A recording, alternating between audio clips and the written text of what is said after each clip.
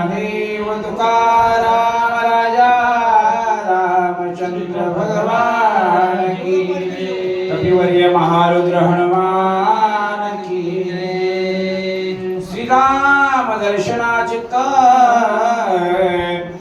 बहुत झाले उत्कंठिताज्ञ सवारवित काही मत चाले ना श्रीराम जय राम जय राम राम कृष्ण हरी लोकाभिरामं रणरंगधीरं राजीवनेत्रं रघुवंशनाथं कारुण्यरूपं करुणाकरन्तं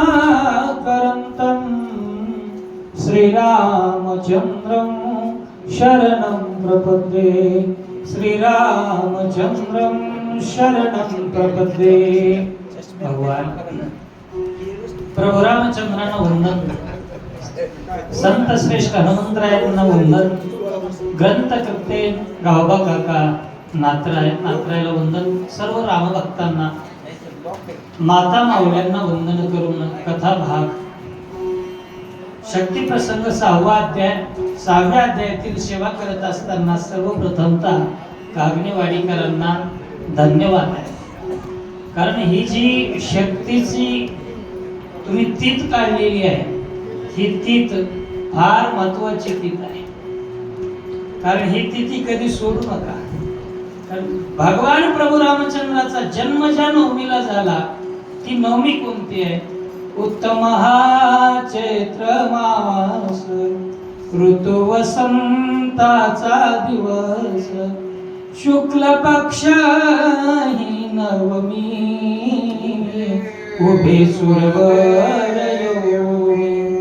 चैत्र मासामधील शुद्ध पक्षातली नवमी रामप्रभूचा जन्म आणि वैशाख महिन्यातली नवमी ही सीता मातेचा जन्म आहे. करावया राक्षसांचा घात मी अवतरे रघुनाथ रमा मुख्य कलहा हेत इचे निघात निशाचरा. राक्षसांचा घात करण्यासाठी मुख्य कलहाला कारण सीता माऊली आणि सीता मातेचा आज जन्म दिवस असल्यामुळे ही जयंती सीता नवमी म्हणून त्या ठिकाणी मानले जाते. तर कथा भाग भरतजी बोलू लागले, हनुमंतराय प्रभूंची भेट घेण्यासाठी माझ्या मनात उत्कंठ आहे, पण काय करावं माझं काही चालत नाही. मानस तुला सवे देईन हो त्यावरी करिया रोहाण माझे भरत लोटांगणा श्रीरामा आपण कलावे. माझी एक विनंती आहे तुम्हाला, तुम्ही जात असताना एकटे जाऊ नका. मान तुझ सवे देईन त्यावरी करी आरोहण. त्या बाणावर बसा आणि बसून तिथं जा. तिथं गेल्याच्या नंतर प्रभू रामचंद्र दिसल्या बरोबर तुम्ही तुमचं दर्शन करा, पण माझ्यातर्फे सुद्धा भगवंताला माझा सांगा देवा नमस्कार.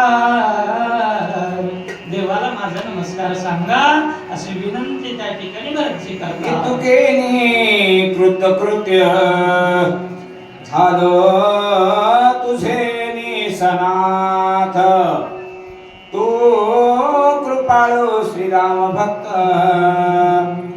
मनोगता लक्षावे. तुम्ही संत आहे तो, आणि संत कसे असतात? अंतःकरणामधून निर्मळ असतात, निश्चल असतात. तुम्ही संत माय बाप कृपावंत कायमी पतित कीर्तिवाणू. मी पतित आहे तुमच्या समोर. एक माझी विनंती आहे, तुम्ही माझा नमस्कार फक्त देवाला सांगा आणि तुम्ही करू शकता. तुम्ही उद्धार करते आहात. श्रीराम नाम स्मरता तुझ श्रम नाही सर्वथा जाणून माझ्या मनोगता वचनार्था संपादी. कोणतेही काम केल्याच्या जीवनाच्या पाठी माणसाला शरीराची झीज भरून निघण्यासाठी विश्रांतीची आवश्यकता आहे. विश्रांती घेतली तर थकवा जातो. पण हनुमंतराय तुम्ही असे रात्रंदिवस भगवंताचं भजन करताय आणि या भजनाचा परिणाम असा आहे, तुम्हाला श्रम, तुम्हाला चिंता, तुम्हाला भय कसल्याच प्रकारचं नाही. असं गुणगान भरत कोणी भरत वचन हनुमंत विस्मया पन्ना कोण उल्लंघी तुझे वचन म्हणून चरण वंदिले. दोन्ही उच्च कोटी मधले संत आहेत, आहे का नाही? हनुमंतरायाची भक्ती कमी नाही, भरतची भक्ती कमी नाही. हनुमंतरायाचं वर्णन करत असताना सांगितलं, जो भक्ती सुखाचा सागरो भजन धर्माशी सद्गुरु निश्चयाचा महामेरू ध्येय निर्धारो त्याचे. हे हनुमंत आहे, ते हनुमंत आहे. त्यांचं वर्णन करणारे बरेचसे दोघही तोला मोलाचे भक्त. वाचेसी पडले महामौन राहिला दोन्ही कर जोडून एरे सजुनिया गुणक्षतेवान लाविला. तुम्ही कोण आहात? राम माझ्यासाठी वेगळा आणि भरत माझ्यासाठी वेगळा आहे का? तुम्ही भगवंताचे लहाने बंधू आहेत ना, म्हणून भगवंताच्या समोर जसा मी उभा राहतो ना, जोडोनिया कर उभा सन्मुख समोर, तसा मी या ठिकाणी उभा टाकले. हनुमंतराय सांगा काय आज्ञा आहे? भरत प्रेमाभूत प्रेमे बांधला कपिनाथ सर्वदा काही नचले मात पैसे पर्वत सबानावी. प्रेम नावाची गोष्टच अशी असते महाराज, ते प्रेम गुंतवल्याशिवाय राहत नाही. ज्ञानोबराय म्हणतात, का भ्रमर भेदी कोडे भलते से काष्ट कोरडे तो कळी की माझी सापड कोवळी. तो भ्रमर जो गुंतलाय फक्त त्या सुगंधाच्या प्रेमामध्ये, तस भक्ती रूपी सुगंधामध्ये हनुमंतराय गुंतले. काय आज्ञा असेल ते करुणी प्रदक्षिणा नमन घेतले चरण तीर्थ मागुण बाणी करिता आरोहण एरे संधान योजिले. आज्ञा मानायला तयार आहे, पण बंधन सुद्धा आहे. काम करतो मी, पण करत असताना तुम्ही म्हणत असाल फलाहार घ्या, तर हे मला मान्य नाही. माझ्या प्रभूच्या तोंडामध्ये पाण्याचा थेंब नाही आणि मी तर फळ खायचे काय? मला मान्य आहे सज्जना घरचे अन्न बळी घ्यावे मागून, नाही तरी आपण जीवन तरी मागावे. हे जरी न्यायाला धरून असलं तरीही आता माझ्या सेवेमध्ये मला मान्य नाही, म्हणून चलन उडी काढोनी कानाडी वरी बैसलीला परवडी गुणी जोडोनी झडानी मान प्रोढी सोडिला. बऱ्याचशी हातामध्ये बाण घेतला, बाणाच्या अग्रावर हनुमंतरायाला बसवलं, त्या बाणाची कानडी कानापर्यंत ओढली आणि हनुमंतरायाला मार्गक्रमण करण्यासाठी सोडलेला आहे. करोनिया राम स्मरण भरत सोडिला निजबान कपी करोनिया राम स्मरण गगनी सबान उसळला. धनुष्याला लावलेला बाण कानापर्यंत ओढलेली कानडी आणि भरतजींनी स्मरण केलं कोणाचं? प्रभू रामचंद्र भगवान की जय. आणि त्याच तोला मोलाचा हनुमंतरायाने स्मरण केलं आणि दोघांच्या स्मरणामध्ये हनुमंतराय निघाले.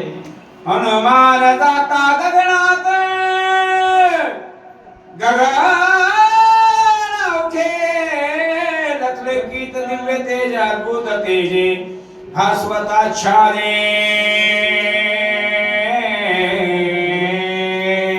हनुमंतराय ज्या वेळेला दिव्य त्या ठिकाणी बाणावर बसून निघाले त्यावेळेस हनुमंतरायाच्या तेजाचं वर्णन करत असताना गावबा काका म्हणतात किती तेज होतं.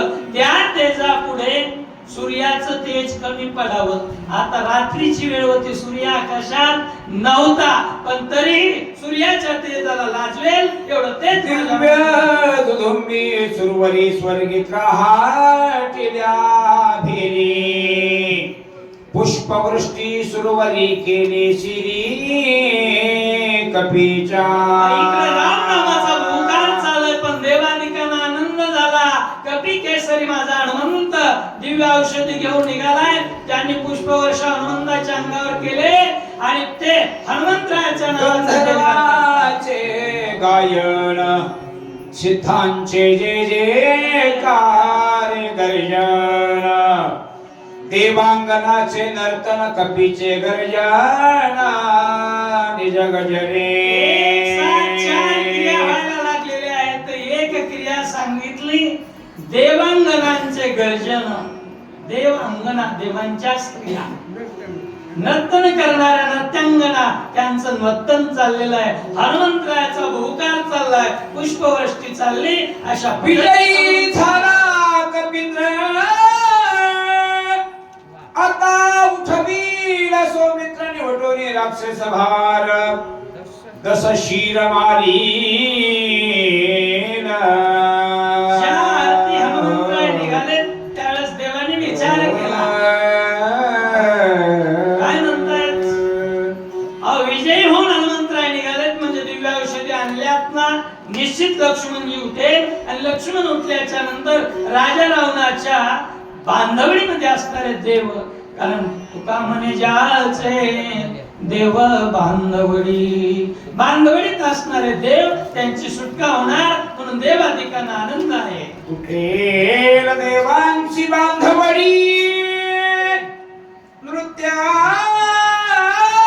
करीती तातडी स्वर्गी उभवणे उडे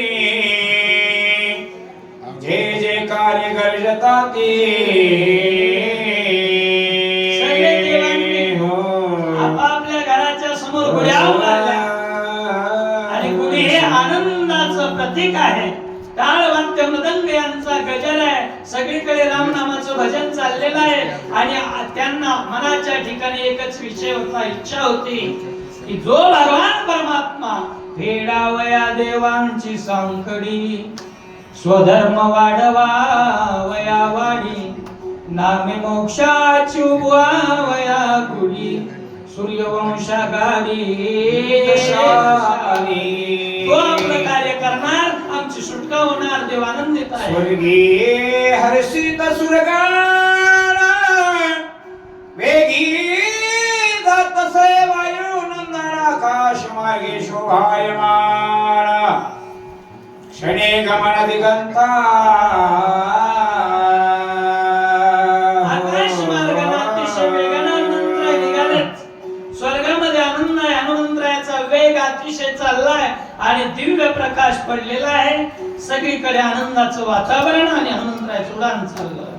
एकीकडे वायुनंदन झाला अत्यंत उद्विग्न सावध परी असावध पण मार्ग निरीक्षण मांडिले.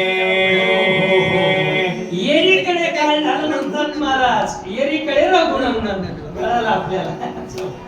येरीकडे रघुनंदन सावध परी असावध. देव कधी बेसावध होत असतो का? नाही.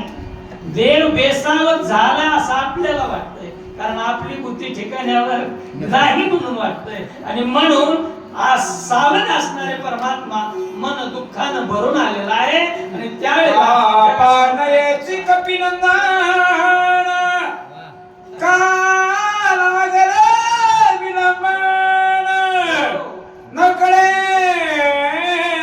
नाही झाले विघ्न राक्षसी छळून मारीला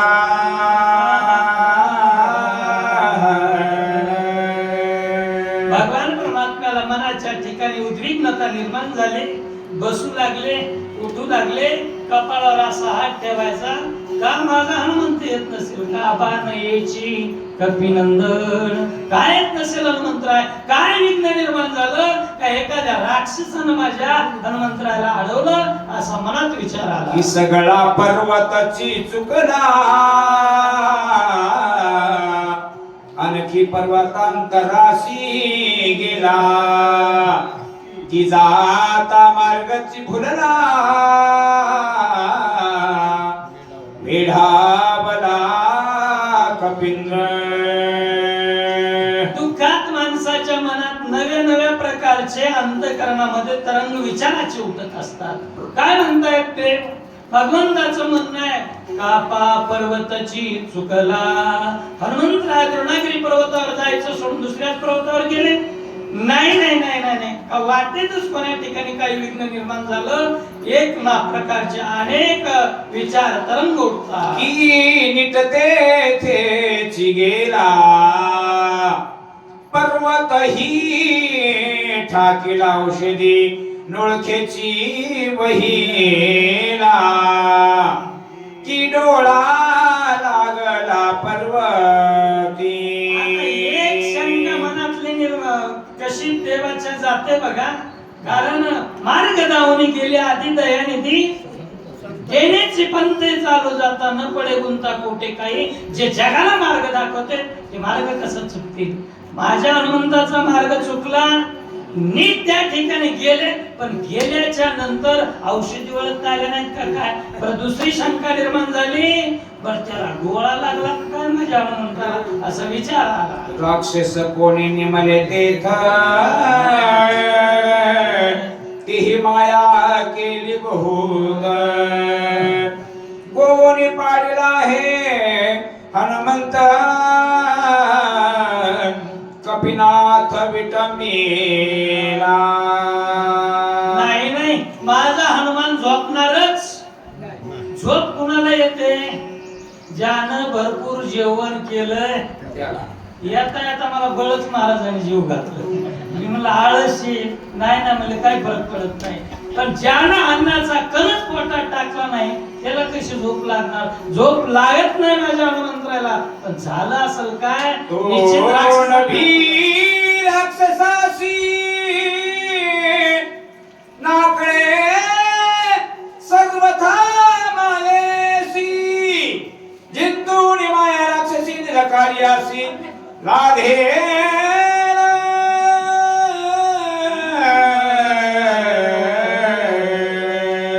तो नभी राक्षसांसी. पहिलं राक्षसानं संकट निर्माण केलं असेल, पण त्याचंही खंडन भगवंताने केलं. कारण त्याला कशाचीच भीती नाही. आम्हा हरीच्या दासा काही भय नाही, त्रिलोक्यात त्याला भीती नाही. एका गोष्टीचं खंडन. दुसरी गोष्ट, माया आडवी आली असेल का माझ्या हनुमंतरायला? माया कुणाला आडवी येते? जे देवाचं भजन करत नाही त्यांना. हरी हरी तुम्ही मनारे सक, तेने माया जाळ तुटतील. जे हरी हरी म्हणतात ना, माया काहीच करू शकत नाही माझ्या औषधी ते राखत, गंधर्वासती तेथ, तीही देखिला कपिनाथ, औषधी घेत पर्वती. पुन्हा एक विचार आला, त्या औषधीचं संरक्षण करण्यासाठी आम्ही शेतामध्ये बाजरी पेरली तर तिला कुपाटी लावतो रक्षण करण्यासाठी. तिथं तर त्या दिव्य औषधी आहे. त्या औषधी काय उघड्या आहेत का काय? त्यांचं रक्षण करण्यासाठी गंधर्वाची फौज आहे, आणि त्या फौजेनं माझ्या हनुमंताला अडवलं असं. कळी मांडली तेथे घेऊन देते औषधी, बळे मिसळून उधाते, कपिते गोविले पण निश्चित ते गंधर्व युद्धाला मिळालंय. औषधी घेऊन देत नसतील त्यावेळेस युद्धाला तोंड फुटलं आणि युद्ध करण्यामध्ये माझ्या हनुमंताचा वेळ गेला, म्हणून माझा हनुमंत आला नाही. हेही घडे कपिसी क्षणे मारील गंधर्वासी जगती तरी हनुमंतासी गणी उदासी न भिडवे. काही शंकेचं समाधान भगवंतानी कसं केलं? माझा हनुमान एकांग वीर आहे, एकटाच वीर लाखो योद्ध्या सोबत एकाच वेळेला भिडू शकतो. त्याला युद्ध करायला वेळ लागत, किती गंधर्व आले तर त्याला क्षणार्धात मारून टाकतो. म्हणून हे सुद्धा घडलं नसेल, पण का आला नाही? सहस्त्र बनकारांसी सहस्त्र किंकार मारी राखया कुमारात वीर हनुमंत. अशोकवनाच्या ठिकाणी 14,000 राक्षस होते, 80,000 किंकर होते. या सगळ्यांची मोळी एकाच सेफ्टीमध्ये बांधली आणि समुद्रात नेऊन बुडवली, खडकावर आपटली. अख्या कुमार राक्षसांच्या पंक्ती क्षणे मारिल्या मारुती. तेथे गंधर्व पुढे किती क्षणे कपिपती निवटी.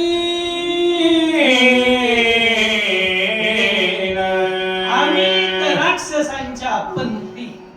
अमित म्हणजे अमित शहा नाही, ज्याची मिती करता येत नाही ते म्हणजे अमित. किती मारले याचा काहीच लेखाजोखा नाही, असे राक्षस मारले. पण गंधर्वाची काय भीती आहे माझ्या हनुमंताला? नकळे काय पडली गुंती लोटून गेली मध्यरात्री.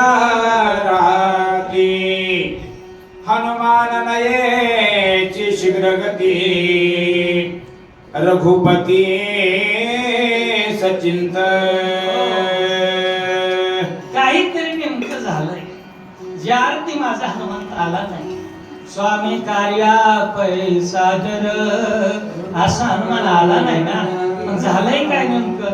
रडवेला चेहरा झाला भगवंताचा, हृदय दाटून आलं, कंठातून शब्द फुटला आणि भगवान आता भावासाठी त्या ठिकाणी विलाप करताय. प्राणे वेचल्या लक्ष्मण